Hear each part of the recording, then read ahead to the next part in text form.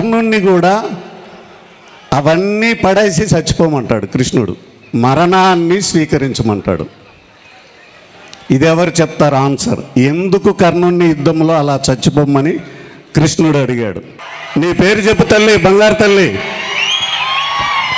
బంగారులాగా మెరిసిపోతున్నావు, బంగారు కొండ. Chemakurthi Gautami degree college Ramya sir నా పేరు. వాళ్ళ అమ్మ మాట వినకపోవడం వల్ల.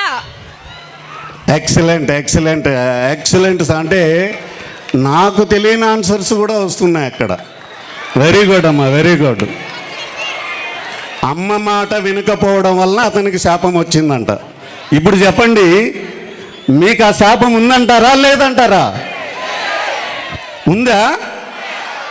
ఇప్పటి నుంచైనా సరిచేసుకొని అమ్మ మాట వినండి. ఓకేనా? వింటారా? వినాలా? అమ్మ మాట విన్నందుకే ఇక్కడికి వచ్చాను, లేకపోతే అక్కడి నుంచి అటే వెళ్ళిపోయేవాడిని నేను.